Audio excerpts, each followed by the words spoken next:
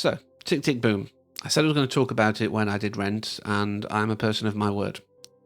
I cried a lot more than I thought I would, not as much as Rent, but that's a big ask. I do cry a lot for that.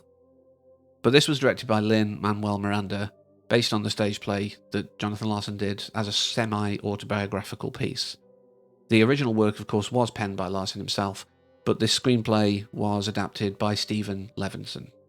It stars Andrew Garfield, Alexandra Shipp, Vanessa Hudgens, and Lin-Manuel Miranda himself in one bit, as well as Robin de Jesus. And all of these people were great.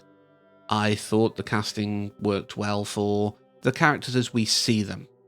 A lot of these people are adapted. Obviously, Jonathan is Jonathan, that goes without saying, but Janet Charleston was the original inspiration for Susan. Matt O'Grady was the inspiration for Michael. And these people were a big part of Jonathan's life, up until his death. Whilst Susan in the film does appear to break up with him, there is a relationship breakdown, it was kind of more of an on-again, off-again situation, and she was involved with him up to and including his death, basically. Matt O'Grady, fortunately, yes, he did have the diagnosis like Michael does in this, but he's survived. He's still working, and he's still a massive proponent of the work that Jonathan Larson's put out into the world. He knows that a talent was lost, but he appreciates the fact that some people are put on Earth to put something out into the world and then bow out. And Jonathan Larson did that. Whilst it may be a very small body of work that people know, the impact, the fact that we're still talking about these things today says everything. But Jonathan Larson was a struggling playwright. He was struggling through New York and trying his best to get his works out there. He probably had 1,000 ideas that we're never going to know about, because every creative does. I know that from experience. But sadly, on January 25th, 1996, he was taken from us. Only 10 days before his birthday on the 4th of February. He would have been 36 then. The cause of death, I've seen two versions. The film says an aortic aneurysm, but other sources say an aortic dissection, which are very slightly different. And I did put in my notes what they are, but I don't want to talk about how horrific this could have been. If you don't know what they are and you want to look up for yourself, fine, do that. That's on you. But it's not good. The basic idea is he would have had back pain, chest pain, dizziness, all of these kind of things. And he did go to see doctors. He did. But they were like, oh, you're probably just weak from hunger or various other issues. But if these doctors have realised that there's something else here and actually listened to him, he may have survived. We may have got something after Rent. Because sadly, it was on the preview, if I recall correctly, of the off-Broadway production of Rent that he died. He didn't get to see it.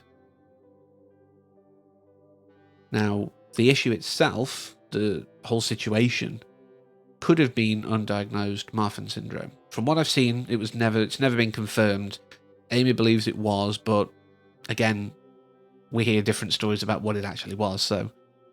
But it could have been Marfan syndrome, which is a connective tissue disorder. I have joint hypermobility, which is basically a very mild version of that, thankfully. But it could have contributed. If he had Marfan syndrome, it could have contributed to this. And in fact, the scene on the rooftop where he's saying he's cold, you can have secondary Raynaud's phenomenon, which is an oversensitivity to the cold. Your hands go very numb. Well, not just hands, extremities in general. It's very painful, basically, to be in extremes of temperature, and you need to readjust your life to that. You need to kind of keep yourself as thermostatic as possible in New York. Good luck. But I love the fact that the film kind of acknowledged that Marfan potential, should we say. But the film itself, now we're, obviously, yes, it's very sad that happened, that we lost this guy, but here is a body of work that he's left behind. And actually, no, before we talk more about the film, I do also want to talk about one of the moments that surprised me and that I cried about. The Stephen Sondheim voicemail.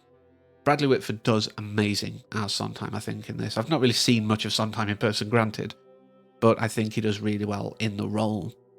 And Sondheim himself recorded that voicemail, but sadly passed 2 weeks after the release of Tick Tick Boom on Netflix and theatrically.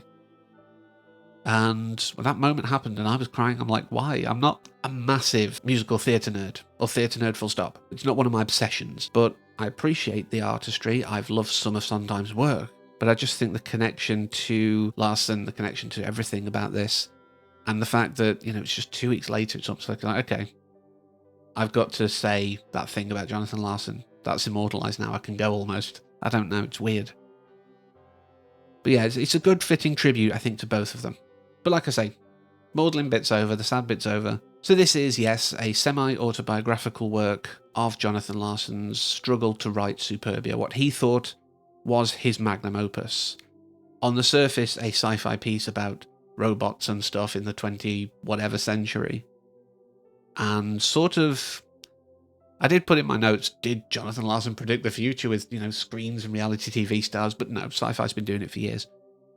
But of course, underneath all that, there's a message. Everything that Jonathan Larson's done, I mean, yeah, we've got 3 things to work on, but everything there's been an underlying message, but it's been packaged in a way to make it more accessible. Because a lot of the times, the stories we need to tell, things we need to get out, we can't just say. It's weird, it's how we work. But going way back to oral traditions, a lot of those stories were cautionary tales, they were legends and myths to inspire people. We have a tendency, rather than saying, this is something we need to look at, this is something that's cool, this is something you should be aware of, we go, well, here's a story about someone who thought this is something that we should be doing. I don't know why we can't just say it, but still, it works. As long as the message still gets through to people, it does its job. And like I say, this is something that he did so well. But like any creative, there's so many ideas flowing through you at any one time. Getting them out there can be an uphill struggle. There's moments in the film where he's like, I need to do this, I need to do this, I need to do this. For example, like he needs to visit his friend Freddie, his co-worker, who unfortunately is dying of AIDS. He needs to see his girlfriend, Susan, who he's not really spending time with because he's thrown himself into his work. He needs to actually do the work, because otherwise what's he doing? He needs to do all of this because the clock is ticking and he's going to become 30. I say the year before my 40th. If the dude had lived longer, he'd have realised just how silly this worry is. And a lot of people say it in the film, and I do want to say that quickly now while I'm on the topic. It is never too late. There are actors who started in their 40s. There are people who became renowned painters in their 50s, I'm sure.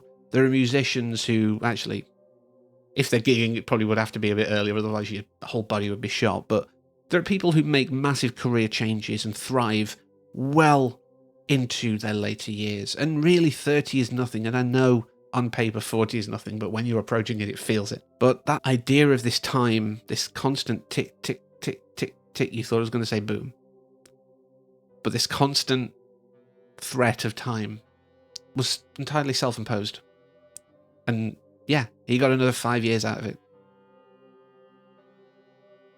But, like I say, all of this pressure, I was sat there as someone who struggles with anxiety issues. I have generalized anxiety disorder, so it isn't specific, it's anything, which is more fun, I'll tell you. But it felt very much like what that is to me, how I experience it. Like, I need to worry about this, I need to worry about this. And what you're doing is sitting there worrying. You're not spending the time doing these things, you're worrying about it. But on that note, I love the fact that he goes swimming, which a lot of people think, like, why are you wasting your time doing something? You need to do all these things. You've got all these things in your brain trying to take space, and you're going swimming. But it's been proven that clearing your mind through exercise or some kind of act that releases endorphins, that gets you pumped up, whatever, is really good for clearing your mind. And I love the representation of how they did it. He suddenly goes down and scrubs off the 30 and it becomes a treble clef, and all of a sudden these lines underneath the swimming pool, it's a musical stave. And the ideas come to him because he's removed himself. That's all it is. It's about removing yourself from the situation when you can step back and look at it objectively. And that's what recent therapeutic processes have taught me. Whilst you're in it, it feels like everything's too big and it's all going to topple over you. But you need to realize that maybe this is something that you need to step back on. And in fact, in all cases, you probably do. If you're feeling overwhelmed, step back. And you look at the problem in what I love this technique, and I'm going to share it with people here. Free therapy. Woohoo. You divide it into 2 things. It's kind of like a worry tree or a branching flowchart, I guess. Is this a problem that I need to worry about now? Is it imminent? If it is, well, stop worrying about it. Get it sorted. If it's not something to worry about right now, then shelve it. If you don't need to do anything about it, if there's nothing you can do about it right now and it's not super pressing, shelve it. And don't worry about it. It will still be there when you need to approach it. And I love that approach, and I wish that I could go back to late 89, 1990 kind of era and say to Jonathan Larson, dude, here's a technique. Use it. But the relationship with Susan is, I think, handled wonderfully here. Shipp and Garfield work very well together in the fact that you can tell there's a divide between them. It's very easy to have a couple who have great chemistry. That's what all films want. They want great chemistry between their leads and the romantic blah, blah, blah, blah, blah. This works so well because you can feel that disconnect. One of the things that they had to change, because anytime you adapt anything to a different medium, you have to understand that it's a different medium. Whilst we all cheer when we see panels of comics recreated faithfully on the big screen, for argument's sake, it's a different medium and we don't need that. That's just lip service and fan service. But when you're adapting something that's a stage production, it's literally a one-man show. How do you make that work in this framework? And adapting it but still keeping it true to the feeling is a big task, and I think they did it really well. But one of the great things, and a lot of people weren't necessarily happy with it, there is a song, Green Green Dress, which is a kind of, I guess, the love song between Susan and Jonathan. But cutting that from this film meant that Susan technically doesn't sing at all in this film. There is a representation of Susan in Jonathan's mind during Come to Your Senses, but Susan herself does not have a singing bit at all. Every character, I think, does. Every major character, aside from that, does. But she doesn't, which reinforces this idea she's separate to Jonathan's work life. And having it so that, she is sidelined, I love it. It works so well. This is one thing that I really love, how Lin-Manuel's framed this film, how he's made it work in this way. The diegetic stuff works. The stuff that's literally just on stage works. And I love the fact that we start very much with the stage production, but then we open it out. We start to explore the world. I think one of my favourite pieces, though, while I'm talking about the music and everything, is Therapy. I loved it on my first view, but on my second view, knowing what was coming and things like that, it didn't ruin it at all. It made it better, because I'm like, oh, this is when they're going to do the turning, and just the interplay and the lines overlapping and everything like that. It's such a gorgeous bit. And Vanessa Hudgens, I never want to see her give me that creepy grin, wide-eyed, super... I never want to see that in person from it. It's fine on a screen where I can be as distant from it. But if she ever... Not that it's likely to happen, but if I was ever in person and she turned that on me, I'd be running and hiding the knives. But I did love this film, and I do think it's important for us to be aware of the life of this man. He was someone who saw people struggling, while struggling himself, and wanted to help. He wanted to raise awareness.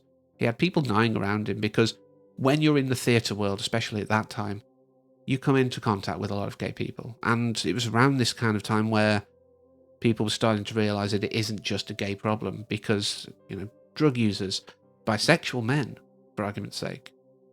There is someone who I mentioned in the previous video, Alison Gertz. There's a film that was made of her. It's called Fatal Love in the UK. I can't remember what its title is in the US, Something to Live For or something like that. And it stars Molly Ringwald. And she was someone who Jonathan knew. She was part of the inspiration for the life support group in Rent. And she died in 92. And she was just someone who had a one-night stand, as far as I recall, with a guy. She didn't know. She was a heterosexual woman. Pretty normal. It can affect so many people. And now, it's another death sentence. Like I say, Matt O'Grady, inspiration for Michael. And, by some reports, Angel in Rent, because occasional drag at Christmas. But now people can survive with a cocktail of drugs. And some people just, react to it differently. Some, like any disease, some are really badly affected, some are fine. But it's no longer a death sentence, and we understand that it's just another disease we have to learn to live with. We need to adapt to. But at the time of all of this, it wasn't so understood, and it was still demonized as the gay disease, We had a long way to go at that point, and we still have a long way to go with a lot of things now. There's the thing that Michael says about, you can get married, you can have kids. And whilst now Michael could do that, we've still got a long way to go. We're still not perfect. But like I say, this was someone bringing light to that. And yes, people have said, oh, a straight white dude, being the hero again. Oh, but I don't think he was doing it to virtue signal. I don't think he was doing it for any other reason than he was like, people I know and love are dying around me. Why? This is wrong. There's a song in this called Why, which is a very emotional performance about the idea that he might lose his best friend. He is directly affected even if he's not got it. You can't say that he wasn't directly affected by it. But I love all of this. This is such a great piece. And Andrew Garfield, I have known his range since Never Let Me Go, which is possibly something I'll cover. I think I've talked about it on another video. I had an issue where I couldn't cry. And there is one person who entered my life and gave me a lot of material that would make me cry. One of them was the game Lost Odyssey, and another one was Never Let Me Go. I saw that, and I was absolutely in tears at Garfield's performance. It was beautiful. And then I saw him as the Amazing Spider-Man, and yes, I think he got a bad rap. He did well with what he had to work with. I think everyone pretty much did well with what they had to work with. It's just what they were given to work with wasn't great, and we saw that. It seems like Andrew Garfield can't escape New York lately, but his return in No Way Home was great. He did really well there. You could tell he's grown as a person, and Toby, of course, was great, but this is about Tick, Tick, Boom and Andrew Garfield. But I knew that this guy could do so much, but I didn't know he could sing. And this has now added that to the list. On that note, I will leave with something quite humorous before I talk about the really big thing that everyone's like, why haven't you talked about that yet? But I'm going to say this thing first. During production, pre-COVID, there was an understanding, an agreement that go for it during recording. If it ain't great, we'll use the playback or re-record later, whatever. COVID hit, and you may have seen on productions recently that you'll have a COVID compliance manager or something like that. You'll basically have people on sets whose job it is to make sure that the production is COVID safe. Great idea. I love it in practice and in principle and in theory. But there are some edge cases that you need to be a bit understanding of. Because yes, they had to now plan, right, this is one where we think, yes, going for it will be great. This is one where we think, maybe don't.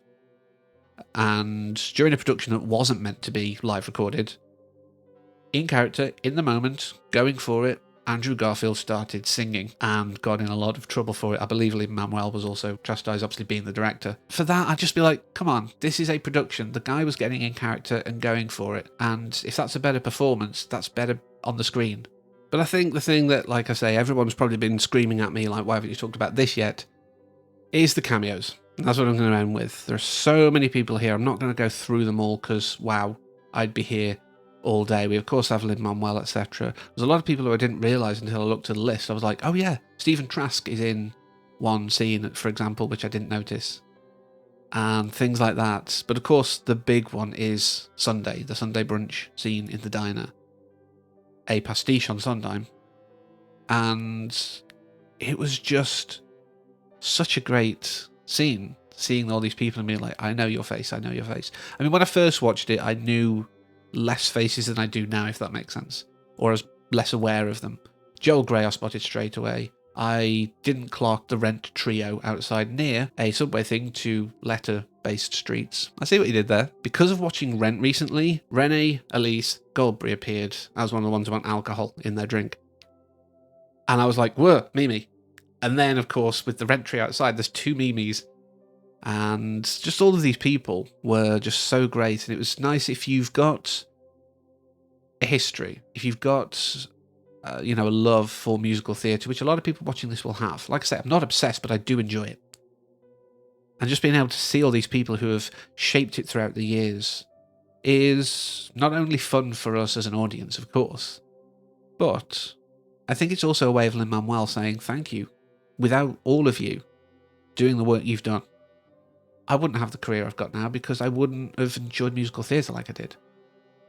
I believe Rent was one of the first things that he saw and, sparked that in his mind. I think he was maybe 17 or something, if I remember rightly from what I've read. And of course, I've read it, so it might not be true anyway, but I can see that. You can tell in everything he's done, this guy has a love for musical theatre. It's why he writes stuff like that really well. I need to watch more of his stuff. In the Heights, I think I need to watch next. Is it In the Heights? Someone will correct me, I'm sure. I will, maybe.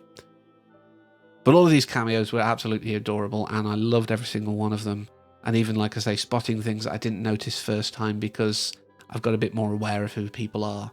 And if I remember rightly, I think that was the one where they had to quarantine everyone for 14 days because they wanted people to just do it live on set as much. You've got all this talent, let's do it live. And yes, I agree with that. So yeah, Tick, Tick, Boom, I think is a great tribute to Jonathan Larson. I like the fact that it tells us what happened to him. We're not left just as like, celebration of life. He died, by the way. Nothing like that. We don't have those kind of things. It's, this is a guy who had a spark, who could have gone so far. But unfortunately was taken from us. And also a tribute to Stephen Sondheim, who, unlike in the film, was much more of a mentor to him throughout the career. So I love this piece. I love the music. I'm probably going to go and listen to a few of the songs again, because why not? But thank you very much for watching this and allowing me to talk about this film. And until next time, as always, take care. And remember, creation is a constant process.